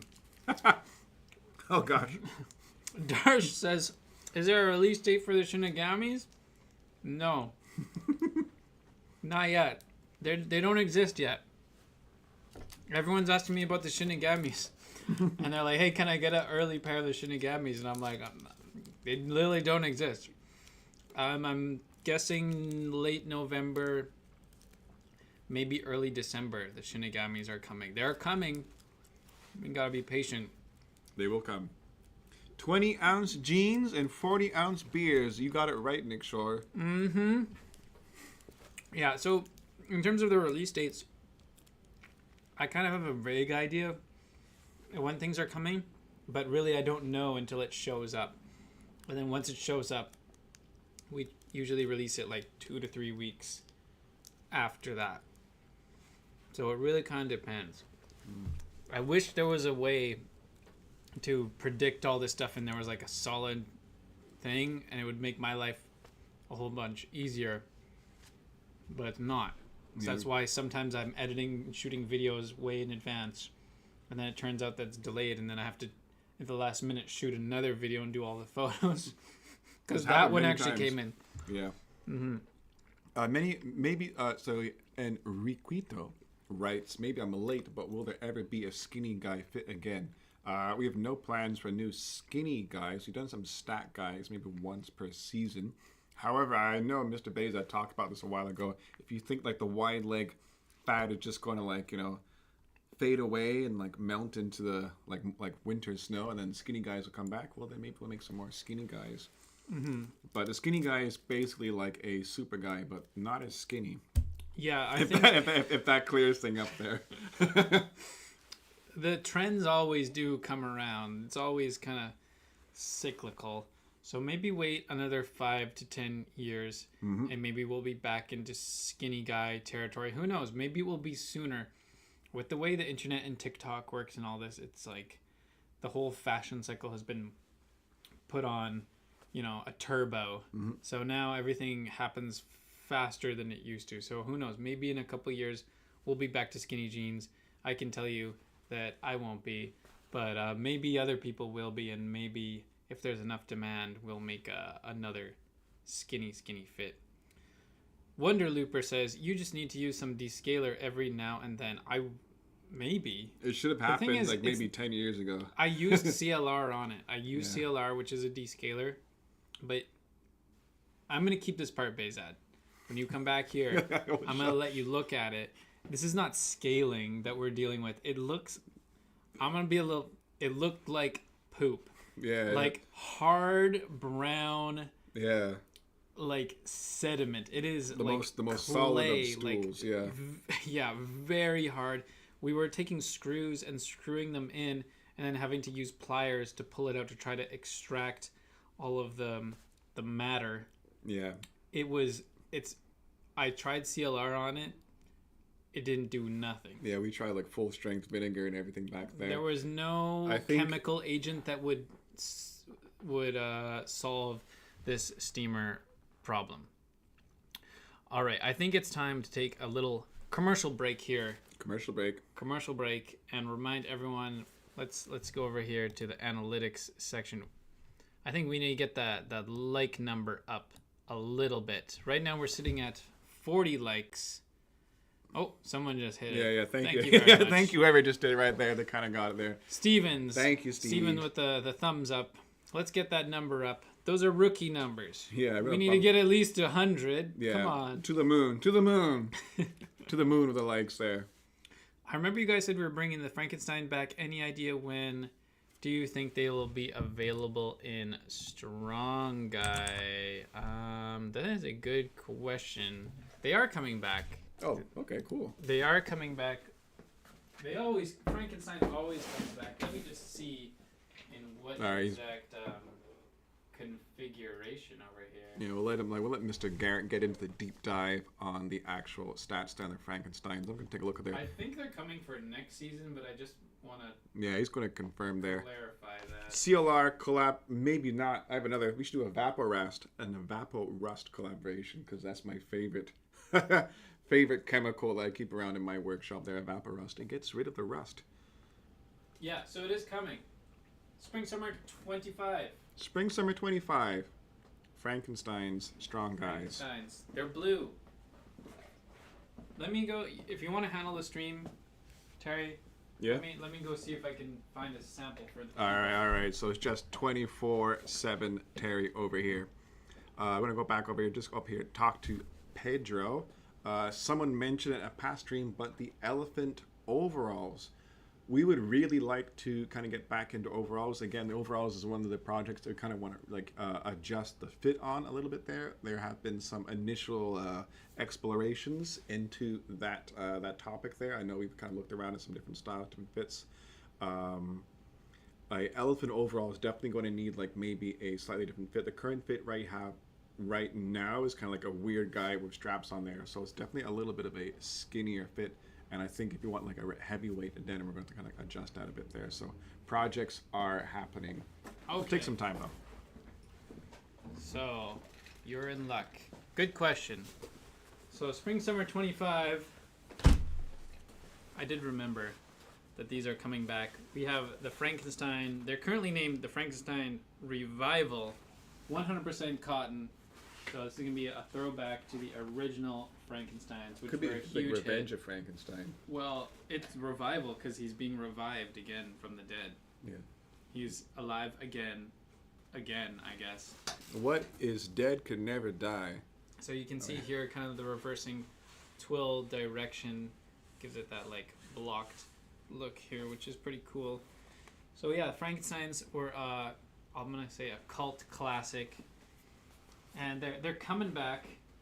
Is it gonna be available in Strong Guy? Is that what he asked? Yes, Strong Guy Frankensteins. Let me see. No, it doesn't look like it. We don't have it planned. Oh no. It's gonna come in True Guy though. I can't say for sure. Who knows? But maybe. But for now, it looks like it is gonna be not the case. I have this one pair here, faded Are those pair. BDs? I think these might be BDs. What size are they? I might be. Let's say we had some. 32. Oh, it might not be BDs actually. I don't know. If it is BDs No. in chat, I don't know. These are a really nicely faded pair of Frankenstein. Oh no, yeah, Look Toxic. at I got them those. confused with the Toxic Avenger. They're very similar. Toxic Avenger is very similar. But yeah, just look at the fades on that guy. Woo! These are beautiful. Which one was this again? The one with like the indigo beige Frankenstein. Okay, it's kind of this like a khaki weft. dirty fade Frankenstein, eh? Well, it's just on the weft. Oh, okay. But yeah, look at the patch on that guy. Upside down. It's funny, every time we release the Frankenstein, we get like 1 or 2 emails where people receive it and they're like, hey, you guys put the patch on upside down. And I have to like write an awkward email where I'm like, No, it just- that's It's a how it's feature, not a supposed to bug. be. And then I send them the product link and they're like, oh, okay. It's a feature, not a bug. Yeah, so yeah, the Frankensteins are coming back due to popular demand for Spring Summer 25. When are they coming? I don't know exactly, but sometime in the right. future. Let's take a deep dive back into the comments here. There we go. Talked about the CLR. Any accrue jeans again? Didn't manage to get the undyed one last time. Oh, that's too bad. The undyed one was very good. I think, well, we do have the fox fiber ones that are kind of like accrue. I think that might be way. the accrue one. I think we would do is one accrue a year. Mm-hmm. And there's always going to be, I think, some kind of accrue. Maybe the fox fiber will be the accrue for 2025. Mm-hmm. Yeah, so we try to always do like an accrue jean for spring summer, so you can look forward to that. Shang Style says, "Hey Terry, Garrett, how does it feel to be on the behind the scenes on designing the jeans and any particular personal preferences you would like to bring through to new releases?" It's pretty cool. It's fun. I would say that I do have my like personal preferences, but usually when I'm expressing my personal preferences, I'm just trying to think of what's going to be the most popular, you know, what's going to sell well and what you guys are going to like. So yeah, there are certain things that I love and like myself a whole bunch. Like I'd be like, yeah, let's just do like 5 elephant jeans and we'll do them all in like, you know, whatever. It's I have my personal preferences, but really when we're making this stuff and when we're talking about it, I'm just trying to think about like what would you guys want? What have we done? What haven't we done? It's not necessarily all about what I want, because what I want is not what everybody wants. Yeah, right? it's not always what everybody wants or what everyone sells. Like, I haven't had much of a chance to get too much behind the scenes in terms of design thing until very, very recently. But I think everyone just has like a preference, and you try to like, whenever people are in there, this, even if it's always focused towards what the market might need, there's always going to be like a little bit of touch of like whoever's behind the wheel, so to speak, there. And like, the longer I spend in the denim industry, the more I kind of realize like what I really like there, and like what type of colors I like. Some people just like a lighter, a heavier. A pair of like a style that I really, really like was the I think the Emperor of Slub, not the King of Slub, but the Emperor Love in terms of like that color. I think it was a blue on blue, with that kind of like that contrast stitching. I think that was a really, really cool look. So I think like the and then you'd like the deep sea. Yeah, like definitely like I think blue on blue gives you like really, really, really cool fades. Speaking of which, I actually want to bring this up. There is a Indigo by Indigo fade that we've recently added to the store. I don't know whose it is, but it's now in the store to kind of show up one of our core jeans. Of course, Indigo by Indigo is one of our core fabrics, and the transformation that like it had between what it looks like new in the bag to hang up there on the wall is like, it's shocking. It's genuinely shocking. It is it's almost always hard to believe it's the same jean there. Blue by Blue just fades to like a really kind of like a blight, really as naturally as like a higher contrast. So when you have a darker weft, it's really like a contrast. You might think it'd be less. I feel like it's kind of really different. It really pops. It has a really great popping potential. So it kind of like it caught my eye, and I really wanted to jump onto it. And then of course I've seen a couple of the Emperor Slubs. There weren't many made. It was before my time. This was an MIJ, what, 9? No, not 9. 8 maybe? Or was it 7? It was one of those one of the earlier MIJs. The 9, MIJ 8 was natural indigo Tokushima hand dyed. So it might have been the 7 because the 9 was I think it was natural. Another double, the 2 type of net. Anyway, I do like it. I've seen one. I saw a jacket. One of our customers actually wore the jacket in the store, and it looked so cool with the black iron buttons and everything. Maybe the black iron buttons can come back for an MIJ. That'd be cool. Yes.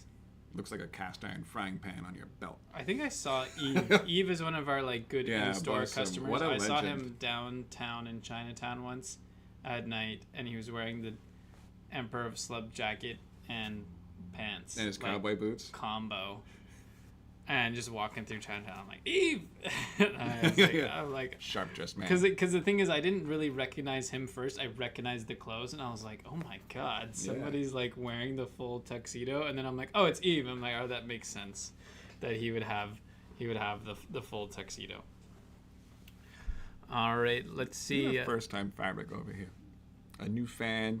So we got TK over here. So it says, hey guys, I manage a Red Wing shoe store in Wisconsin. Cool. First time Naked Famous buyer. What fabric would you recommend in the True Guy cut for a first time Naked Famous? First time? Straight to core. Dirty fade or left hand twill. Or natural indigo. You want natural indigo if you want something lighter. I mean, there's a lot of other options on the website. You can't really go wrong. But if you're looking for just like a regular looking jean, I would recommend those 3. The dirty fades, I just got an email that they're coming from the factory tomorrow. So in the next couple weeks, nice. We will have more dirty fades on the shelf. So you could sign up for a back in stock notification if you want a True Guy dirty fade, or I think the Strong Guy dirty fade, or I don't know, I forget what it is. Yeah. But there's a bunch of core that's going to be replenished in the next little bit. So sign up for a back in stock notification. But those are my 3 top picks. But if something else kind of like tickles your fancy on the website, just go for it. Yeah, just go for it. I mean, if you're not too sure and you're really new to salvage denim, you really kind of want to dip your toes into the pool, those are a great way to start. None of them are too intimidating, but they're all like exciting enough in their own special way. I mean, like left-hand twill, really tough at first there. It's a kind of a fabric with a bit of history. Natural indigo, you kind of like that retro, kind of like Western style vibes. You get lighter color faster. And then dirty fade, hey, basically it's a color core. It's kind of cool. Another bit of a fun fader. I would throw that right back at you and say, like, if I have a pair of True Guy left-hand twills, which Red Wing should I get? Maybe Yeah. Rich West. Speaking of which, you're crazy for boots. I would probably go for the mock toe because I have humongous feet, and if I had the Iron Ranger, it would look. I'm size 12 wide Iron Ranger, that double toe cap. the mock toe, I think, does make your feet look a little bit smaller, but so does a toe cap because it kind of like chops your foot in half. Yeah. And makes it look a little bit shorter. So that is kind of a thing. I don't know. I was actually just looking downstairs at like books, like Lightning magazines and stuff. Yeah. And some they magazines. were one of the sections was showing some of the Red Wing Oxfords, and I've never been a Red Wing guy. I've never owned Red Wings. But You're I saw a boot guy. Yeah. I'm a boot guy, but I saw these like brown Red Wing Oxfords. Well, actually, not Oxfords. They're derbies, but I think they call them Oxfords. Anyways, that's a whole other thing. A whole other kettle of fish. They're derbies, and I was like, interesting, because I've been kind of like searching around for a pair of like regular looking derbies. So yeah, send us an email or something. I'm curious if you got any info on the derbies. Or if they still even make them. It was an older magazine. But speaking of magazines, downstairs I saw something pretty cool. Downstairs in the store. In the store. Yeah, we keep these in the little changing area. Yeah, we had Bezad had accrued quite a collection of magazines, some of which you can see right here behind me. That's what's left after the call. Yeah, he took most of them home. Yeah. Like boxes, like all the the good whole ones. showroom table was filled with magazines, including what were the favorite ones? What was that? The Tomorrow? business that went out of the Canadian publication that went out of business. Oh, Vice? Vice. The You old- had a bunch of old Vice Vices magazines, from yeah. like the 2000s. Yeah. And they were cool, really cool to look at. And it's like such a flashback because I remember seeing those like when they came out and really kind of being blown away by Vice at the time. You're like, wow, I've never seen like anything like this before was in a pre-YouTube. magazine. Yeah, it was crazy. Anyways, he had a bunch of these early Vice magazines and a whole bunch of other cool magazines. And he took most of the cool ones. But It's all right. there was a whole bunch of doubles and a whole bunch of other stuff that he didn't take, which I have. And then I put a whole bunch of them into the store, a whole bunch of Pop and what was the other one? Second. We have Cracker. And I found this book, and I thought it was kind of cool. I was looking through it, and I thought we could maybe take a look at it together here. And it says 50s vintage fashion. I'm a huge 50s vintage fashion guy, if you can't already tell. Okay, I guess. All right, story time with Garrett over here. And also one interesting thing is it's a Japanese book. So if you look on the inside, it's got like Japanese writing for Japanese people. But one thing you may notice is that it opens on the left side, like the western side of the book. Yeah, how usually, bizarre. Usually Japanese books open on the other end. So like I picked it up and I went to open it on the other end because I'm used to looking at Japanese magazines. But anyways, this one opens on this side and it's just got lots of cool stuff. So I thought we could kind of peruse through here and just see, you know, every once in a while. Let's see, this page has been marked here. I wonder why. Maybe that's a Beza posted. Look at that. Yeah. It's just cool to look through these things See and if I kind can of get a hold it little up bit over of there. inspiration for maybe some future products with these old vintage products, vintage prints. Cool looking like I do Hawaiian love these shirts. kind of Hawaiian shirts. It does kind of look a lot like an Aloha shirt. Whoa, look at that. Hair on leather shirt, and then we got the leopard print on the other Two-Face, side. yeah, the Two-Face leather. That is a look. That is a look. crazy. Yeah. Oh, look at these Western shirts. Look at the detailing on those. Those are cool. I mean, this is like right up my alley. I would wear all of this. Some of it is a little flamboyant for me, but you know, just really cool to see all these cool vintage like bowling shirts. And oh yeah, look at these. Yeah, you got the Bolodrome and you got like the Square Dance edition over here. Yeah, so Got some cool cardigans. cool. So yeah, I mean, anyone who's been to Japan or Japanese bookstores. How do you pronounce this? Sukijin? Sukijin? Oh man, I don't know the name of these Skijin? jackets. Yeah. I forget the word. I always mispronounce it, but these cool like Japanese satin jackets. Maybe you can like scroll down and look at the questions, make sure we're not missing anything. We've got some ladies on ties and handkerchiefs. Some very cool ties. Very interesting. We also noticed this one over here. Look at a little Kind of postmodern, yeah. Interesting for the 50s, right? Like it's got this like spider webs and stuff. You wouldn't normally think of like 50s stuff being like that, Yeah, right? framed spider webs and strand. That's kind of weird. bizarre. But it's cool, right? And then here we go. Let's skip ahead here. Boom. There we go. Would you look at that? He's got the fur collar add-on for his jacket. Yeah. Fur collar add-on. What did I tell you? Yeah, so that's kind of like the shot 618 style right there. And yeah, this speaks to me. I love these old school illustrations of these handsome look men at those and these jaw leather lines. Look at the jaw. Look. That's just amazing right there. Two guys. I want one. Sign me up. Chaps. There we go.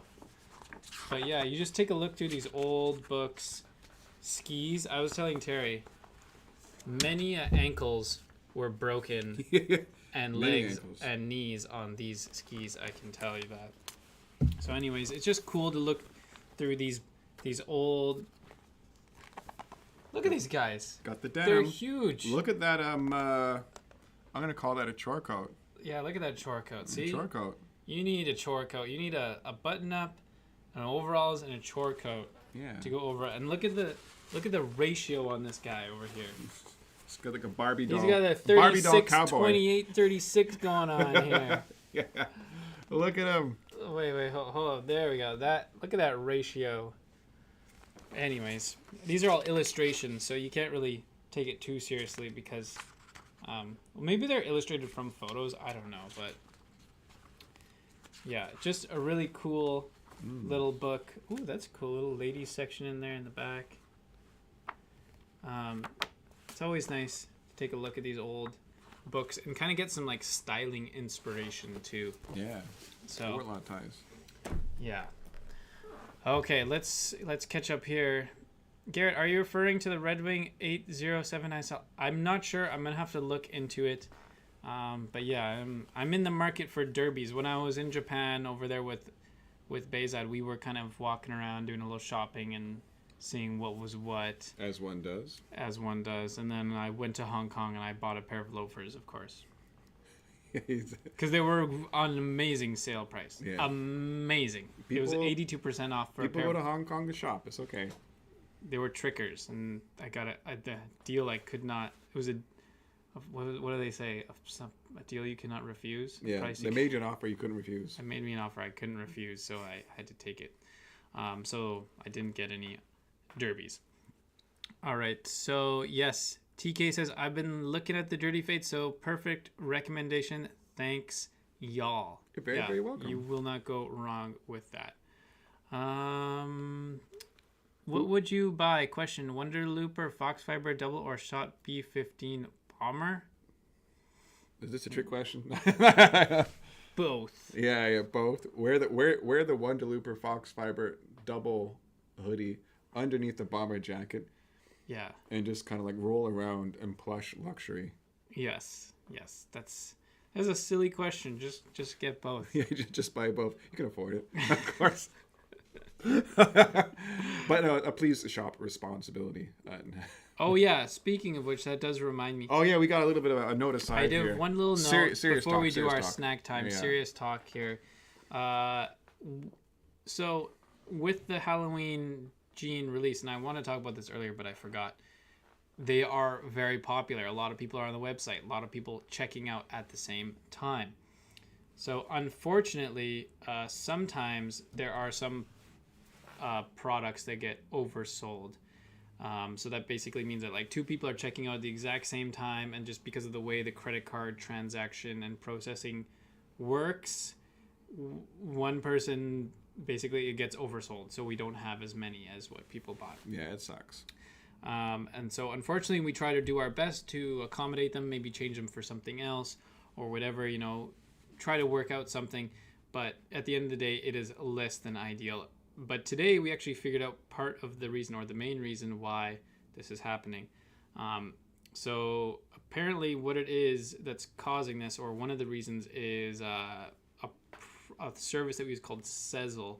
So Sezzle is something, if you're not familiar, where you can like finance. I don't know. Basically, yeah, like, you can split up your purchase into payment. Smaller installments. Yeah, so let's say you don't want to pay the full price right at that time. You can split it up, and then weekly or monthly or whatever you select, you will pay that over time.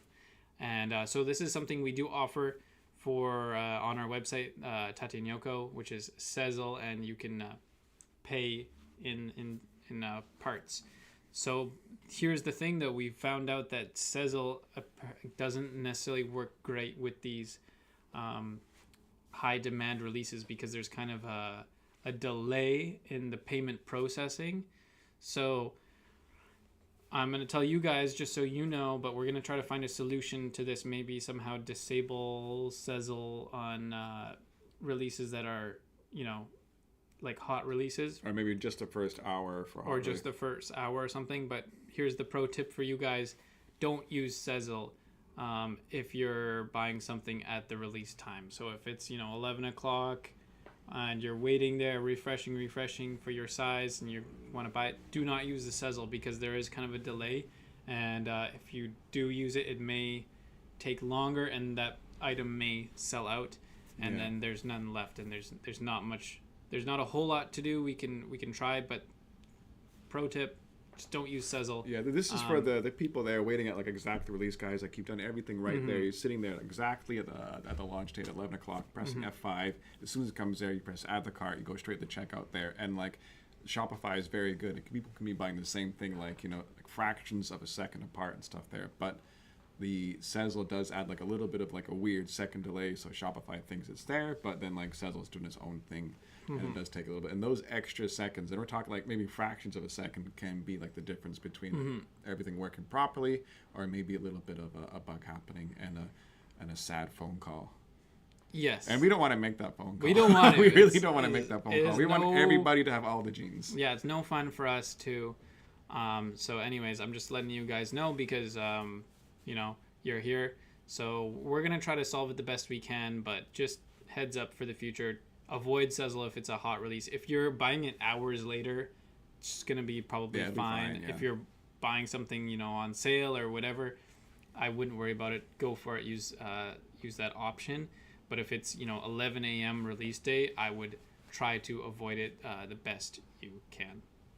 Okay, we're gonna wrap things up here soon with snack time. So if you want to get any last minute questions, please do that, and we'll do our best. Yeah, we'll do like a lightning round question answering at the end or something.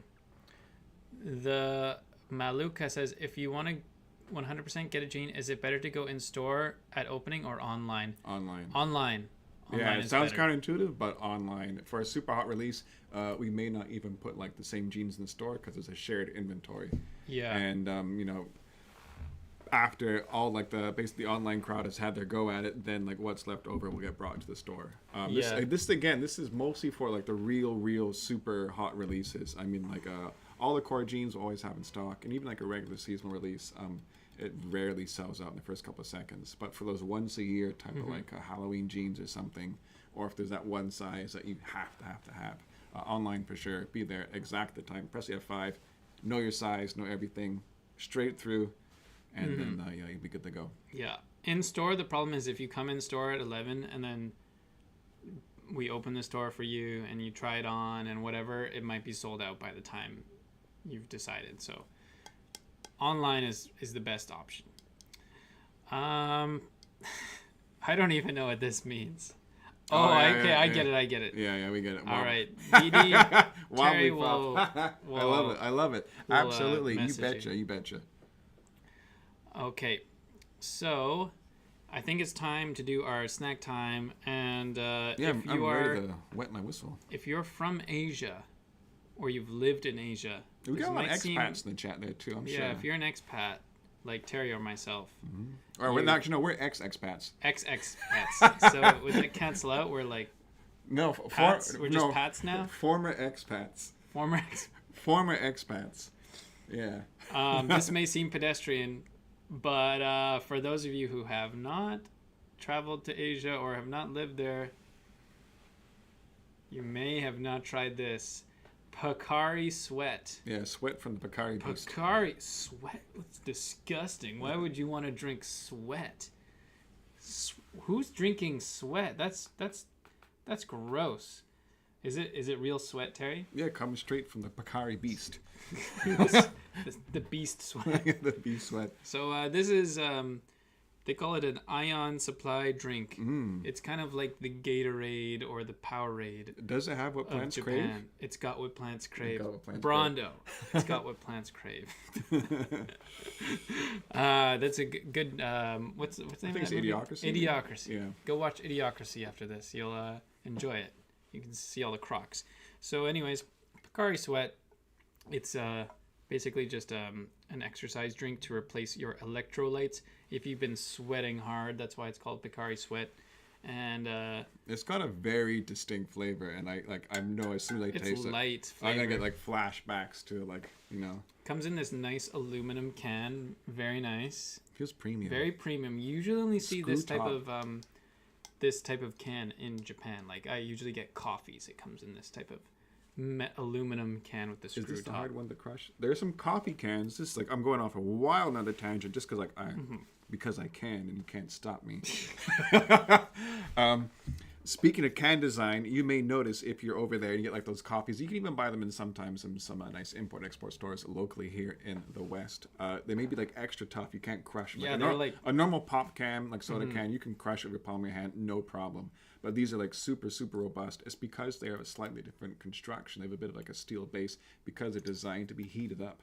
It's more like a can of beans. It's closer to a can of beans there. It can take the heat. You could put this in like a pot of hot water. Not this one, but those hot coffees. You can put in like a hot pot of water for camping, boil up your cans and have hot coffee and stuff. And also because they'll live inside a vending machine at a hot temperature. Yes, that's what I was going to say. You reminded me of... Hot canned coffee in the vending machine is like a peak of human luxury and like a it saved me on so many times. You don't even know.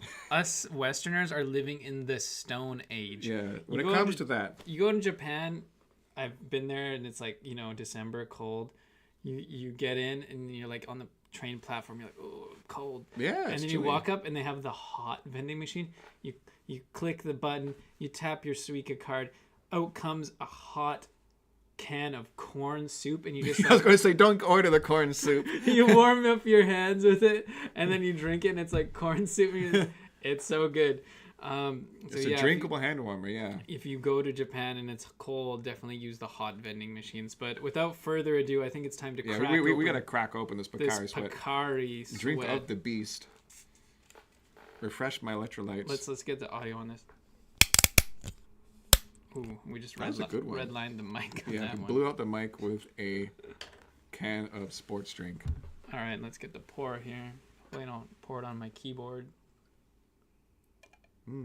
Milky. So it's got this... Semi-opaque. Yeah, semi-translucent. No carbonation. Yeah, I can smell the ions.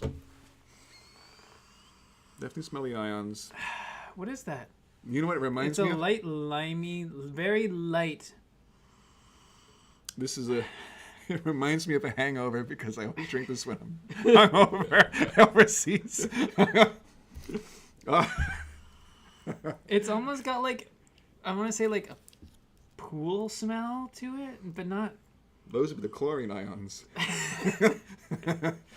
It's not a pool smell, but it's got a weird smell. Like you won't really smell this for drinks. It's almost like a pool kind of slightly fruity, or not earthy, but like vegetable smell to it. Yeah, I don't know. It's not citrus. I'm having a really it's like the lightest citrus. Yeah, I'll let you share. I'm having a hard time describing. Well, the scent. bottoms up. Yeah, cheers. Or as they say in Taiwan, 火大啦.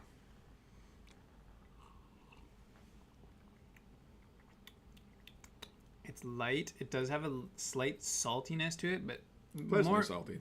More sweet than it is salty.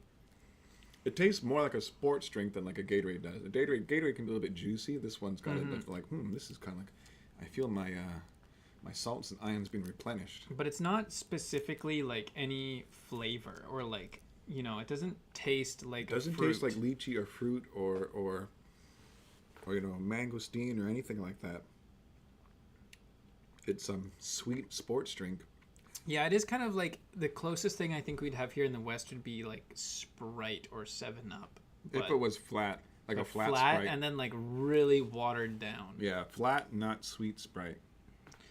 Yeah. A milky flat, not sweet white. So maybe one they kind of left out on the counter for a couple of weeks.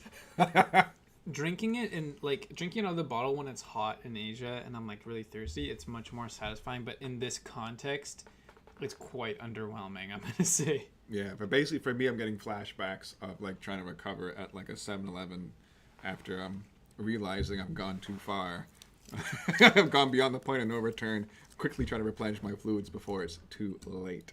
I will say, I usually don't buy Picari Sweat because if I'm in Hong Kong, I will try to track down a different drink called 100 Plus, which is kind of like a Picari Sweat alternative or competitor. I think it's from Malaysia or 100 Plus. Yeah, I think it's from Malaysia or. It's not like the 1000 lemon, CC lemon. No, not CC lemon. I think it's from Singapore. Let's look it up. Or from. Oh man, those colors. It's from Singapore or Malaysia, I believe. So this is 100 Plus. I prefer it to Picari Sweat. I don't think I've ever seen this in Taiwan or here in Canada in any of the stores. So it's rare. It's hard to find in Hong Kong. I remember when I used to go to university there was one vending machine on campus that had 100 Plus, and I'd make a specific trip to that vending machine to get a 100 Plus. So if you ever see 100 Plus and you have the option between 100 Plus and Picari Sweat, go for the 100 Plus. That's my top tip. Yeah. Don't pay too much for Picari Sweat. Yeah, and then also like don't drink this like water because it's not water. This is like it's got calories and it's got sugar in it. So if you don't need the extra calories, I wouldn't buy Picari Sweat. Just get water, or like if you're in Japan, get oicha, get some green tea. Yeah, get some. Oh man, there's so many choices. Actually, so many choices. You know, basically, I do encourage everyone with the means to go out there, travel. Travel. You know, it doesn't have to be Asia, even though that's kind of like our background. You know, it could be anywhere in the world. You know, but definitely step outside your comfort zone a little bit sometimes in terms of like just voyaging. Maybe it might even be going to like the next town over. It could be here in Montreal. Like, I don't spend a lot of time out on the east there. I definitely think it broadens your horizons. I've recently been spending more time in the deep east of Montreal to help my wife with her research, and like I feel better off for it. Mm-hmm. So yeah, you can travel. It doesn't have to be across the world. It can be like across the city. But yeah, just this little bit of advice. I definitely think it shapes you as a person, and is always a good thing. All right. Well, I think on that bombshell, it's time to end today's chat, today's live stream. Yeah, it's a good Do one. us a big favor. Hit the like button. Says, We're only at 69 likes. 100 plus. Nice. I'm not going to do my Singlish accent. I'll get canceled. But let's get that number up. Yeah. Let's get it up. So yeah, a big Eric thank Co you. says it's called 100 plus in Singapore, not 100 plus. I'm sorry. I'm not from Singapore, and I've only been to Singapore for 3 days. Yeah, so I wasn't there nice. long enough to pick up the local. It's a great layover spot. Singapore is amazing. It's a perfect layover spot. They're like centrally located. You can spend a few days there and then fly almost anywhere in the world, but also anywhere in the region. Real cheap and real easy. Mm-hmm. Hawker centers. That's all I have to say. Hawker centers. Yeah, hawker centers and botanical gardens. All right. Well, I want to thank you guys for tuning in.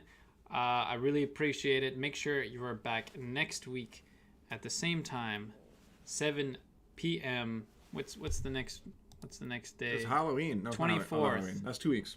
October 24th, 7 I'll be there. p.m. Eastern Time. I will be here as well. Hopefully Brandon we'll will get be Brandon here there as well. Yeah, we'll bully him into coming.